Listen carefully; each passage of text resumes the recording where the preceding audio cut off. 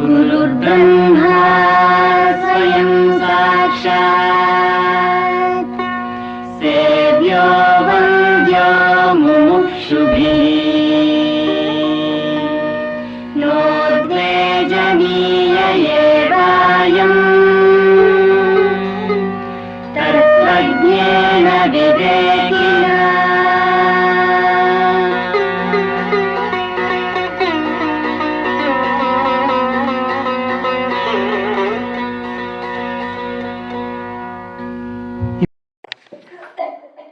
మనకు కానీ మన మిత్రులు కానీ మన శత్రువులు కూడా జరుగుతుంది. అందరూ క్షేమంగా ఉండాలి. శత్రువు కూడా క్షేమంగా ఉంటే వాడిలో మార్పు రావచ్చున్నాడు. అలాగా ఏమైనా మనసు విడనడాలి. మనస్సులో దేని మీదైనా శత్రువు మీదే కావచ్చు, చెడ్డవాడి మీద కూడా కావచ్చు, ఇప్పుడు ఆగ్రహం ద్వేషం రాకుండా ఉన్నప్పుడు అలాంటి సత్వగుణం హృదయంలో ఉంటేనే మనం చేసే కొద్ది పూజ, కొంచెం నామస్మరణ, కొంచెం స్తోత్రం ఏదైతే చేస్తున్నారో 2 ప్రదర్శనలు, వీటికి ఫలం ఎప్పుడు వస్తుందంటే మనస్సు సత్వగుణంతో నిండిపోయి ఉండాలి. క్రోధం కానీ అసూయ కానీ ఏదో శక్తికి మించిపోయిన ఆశలు, కామం అంటారు దాన్ని, ఇవి లేకుండా ఉంటే మనం చేసే అల్పమైన తపస్సు అధికమైన ఫలం ఇస్తుంది. మనుషుల్లో తపస్సు అంటే ఒక విధంగా కాయిక, మానసిక, వాచిక తపస్సులు. నోటితో చేసే తపస్సు స్తోత్రాలు, మంత్రం, జపం, వాచిక తపస్సు, ప్రదక్షిణాలు చేస్తాం, పూజలు చేస్తాం. శరీరంతో చేసే మానసికం, ధ్యానం చేసుకుంటాం, ప్రార్థన చేసుకుంటాం, ఇదంతా తపస్సే.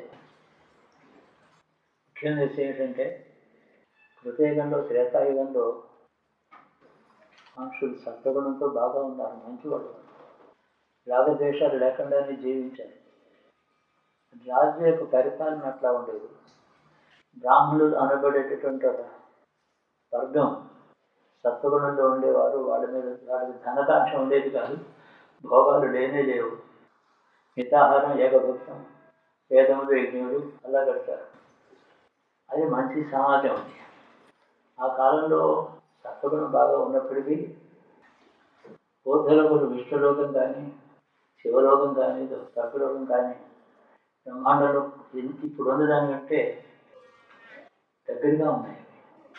అయినప్పటికీ కూడా ఆనాడు తపస్సుకు ఫలితం కావాలంటే ఒక 1 నెల రోజులు, 40 రోజులు చేశారు, 21 రోజులు చేశారు, ఎందుకు పనికిరాలేదు. జీవితంలో సగం కంటే ఎక్కువ దాన్ని ధారపోస్తే స్వర్గలోకం కానీ, దేవలోకం కానీ లభించేది. అది ఈశ్వరుడు యొక్క వ్యవస్థ. సత్వగుణం ఉంది, ప్రజల్లో శక్తి ఉంది. ఒక కారణం ఏమిటంటే అనుకున్న ఆయుర్దాయమే యావరేజ్గా చూస్తే 70 ఏళ్ళు చాలా బాగా ఉన్నవాళ్ళు, లేకపోతే 40 ఏళ్ళు, 50 ఏళ్ళు ఆయుర్దాయమే తక్కువ. 100 ఏళ్ళు ఉంటే ఎక్కడో వరకు ఉండేది. అయితే 100 ఏళ్ళు ఉన్నా అందులో ఎంత సద్వినియోగం చేసుకున్నాడు అంటే అది ఇంకొక ప్రశ్న. అల్పమైన ఆయుర్దాయం, 2 రోజులు ఉపవాసం ఉండగలిగిన శక్తి లేదు. మరి దీక్షగా అప్పుడు కాశీదాకా నడిచి వెళ్ళాడు, ఇప్పుడు మనం వెళ్ళలేము. చుట్టుపక్కల 10 మైళ్ళలో ఉండే యాత్ర కూడా నడిచి వెళ్ళాలంటే చాలా కష్టం, శక్తి లేదు మనకి. అల్ప బుద్ధి, అల్ప మనస్సు, అల్ప శరీరం, అల్పశక్తి ఉండడం చేత మనకి సులభంగా స్వల్పమైన తపస్సు ఏదైనా అధిక ఫలం ఇచ్చేటట్టు ఈశ్వరుడు నిర్ణయం చేశాడు. వాళ్ళు 300 సంవత్సరాలు సులభంగా జీవించేవారు. ఎంతో దూరం నడవగలరు, ఉపవాసాలు ఉండగలరు, తపస్సులు చేయగలరు, నిరాహారంగా ఉంటారు. ఒంటిగాల మీద అన్ని ఋతువుల్లో నిలబడి తపస్సు చేయగలిగిన శక్తి వాళ్ళకు ఉండేది. శక్తిని బట్టి ఫలం, ఎంత శక్తి ఉంది ఇతడికి, ఎంత తపస్సు చేశాడు, ఎంత ఫలం ఇవ్వాలి, ప్రపోర్షన్స్ అవి. అల్పమైన ఆయుర్దాయం అనుకుండడం చేత అల్పమైన తపస్సు అధిక ఫలం ఇస్తుంది. అప్పుడు 100 సంవత్సరాలు ఎక్కడో యమునా నది ఒడ్డుకి ఎక్కడికో వెళ్ళి అరణ్యాన్ని దగ్గర నుండి తపస్సు 100 ఏళ్ళు నిలబడి తపస్సు చేశాడు ఒకడు. వాడు ఇంద్రుడే కనపడ్డాడు. వాడు కోరిందేమో బ్రహ్మదేవుడు రావాలని. 100 ఏళ్ళు తపస్సు చేస్తే ఆ బ్రాహ్మణుడికి ఇంద్రుడు ప్రత్యక్షున్నాడు. ఎందుకు నువ్వు ఏం కావాలని అడిగాడు. నీవు ఇంద్రుడు కదా, నేను బ్రాహ్మణి గురించి తపస్సు చేస్తున్నాను. నీ తపస్సు ఏమీ చాలదు. నువ్వు చేసిన తపస్సుకి 1000 ఇంతలు ఎక్కువ చేసి బ్రహ్మదర్శనం నీకు అవుతుంది అన్నాడు.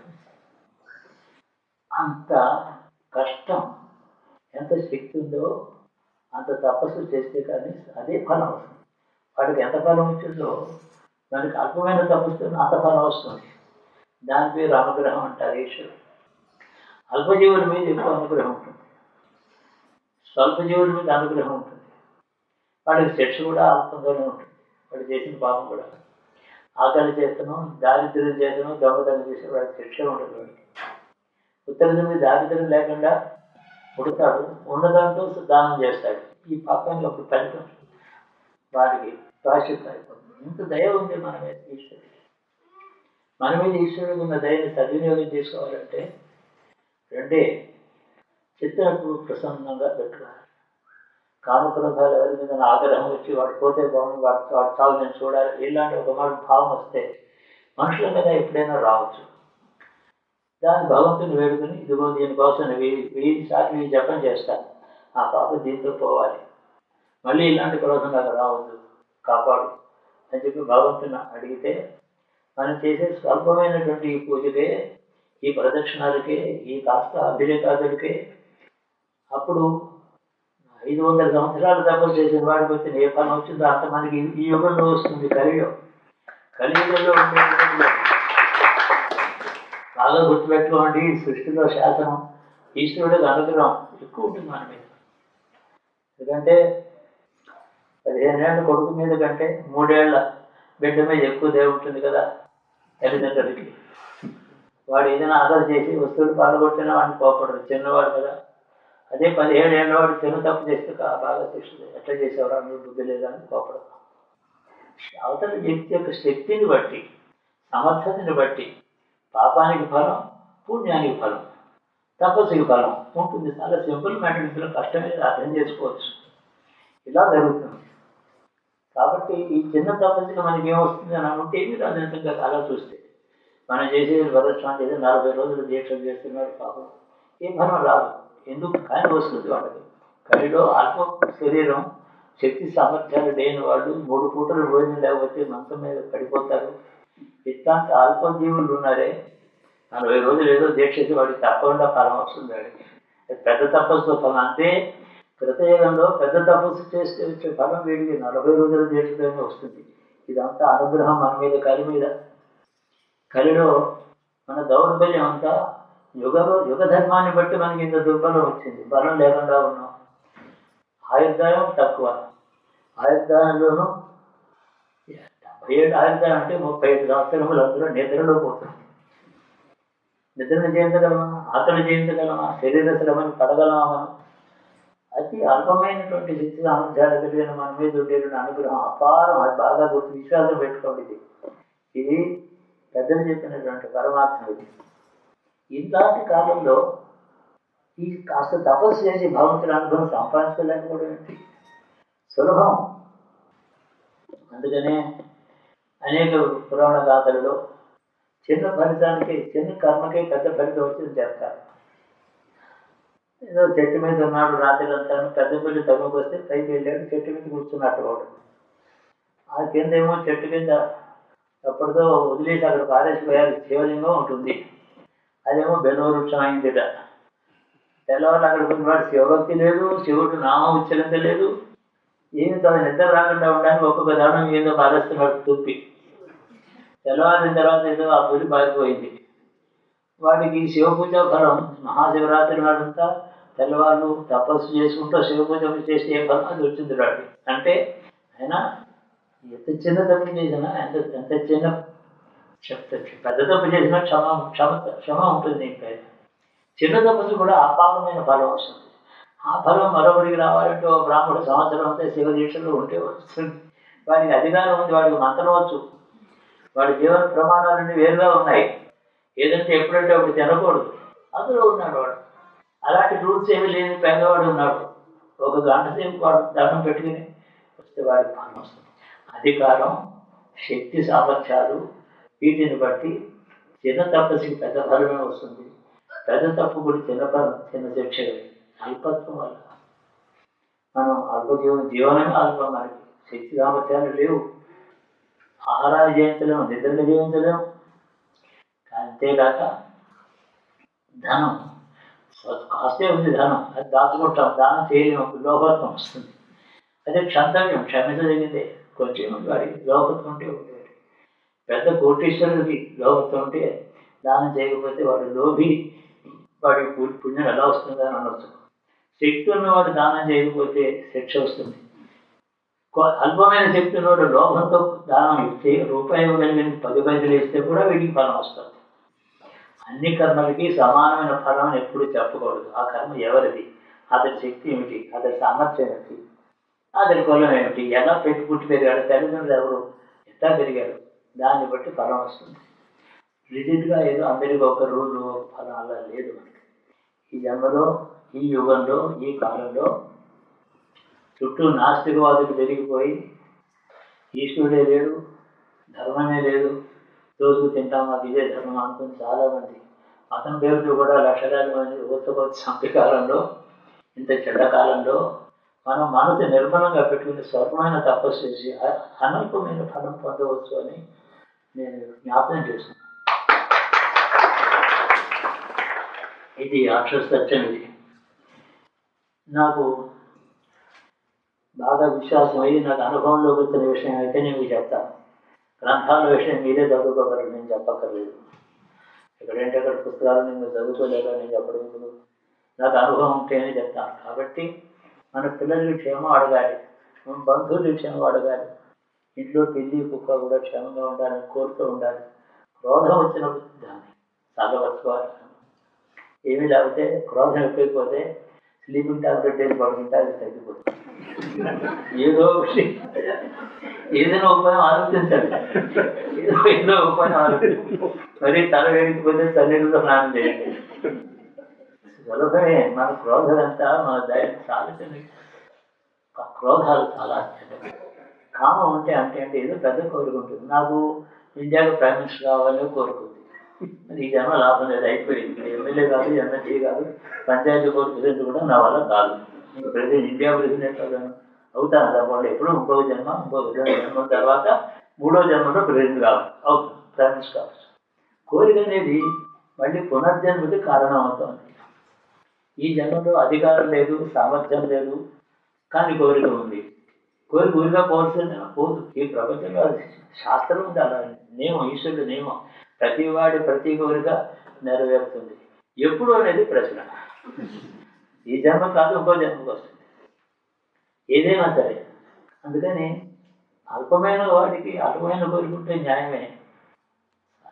సమర్థానికి విడిపోయిన పెద్ద కోరిక పెట్టుకుంటే 3 జన్మలు పడుతుంది, దానికోసం రావాల్సి వస్తుంది.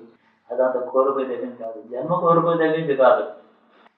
అనేక జన్మలు కోరుకోవడం మంచిది. ఎందుకంటే ఇప్పుడు బాగానే ఉన్నాను, మంచి తప్పు పాపాలు ఏం చేయలేదు, మరి ప్రెసిడెంట్ కావాలని కోరుకుని, ప్రైమ్ మినిస్టర్ కావాలని కోరుకుంది. ఏమో మళ్ళీ ఇంకో 3 జన్మల తర్వాత ఆ జన్మలో ఏం తప్పు చేస్తానో నాకేం గ్యారంటీ? ఎన్ని పాపాలు చేస్తానో ఎవరికి తెలుసు? నా బుద్ధిలో ఎట్లా పోయి ఏ వంకర బుద్ధిగా పోతుందో నాది. నా మనసు నిర్మలంగా ఉంటుందని గ్యారంటీ ఏమిటి? చుట్టూ ఉండేవాళ్ళు ఎట్లాంటి ఉన్నారు కాబట్టి ఏం పాపం చేస్తాను. కానీ అందుకని అసలు జన్మే ఉందయ్యా నాకు. ఈ జన్మలో పాపం పుణ్యమో స్వప్నంలో అనుభవిస్తాను, నాకు శరీరంలో ఓపిక లేదు. సుఖం కానీ దుఃఖం కానీ మనసే కదన్నా. మనసులోనే కదా సుఖం అనుభవించడం, దుఃఖం అనుభవించడం. నిజంగా కర్మ వచ్చి మనకి రోగం వచ్చినప్పుడు అయ్యో నాకు రోగం వచ్చిందని ఏడుస్తాడు.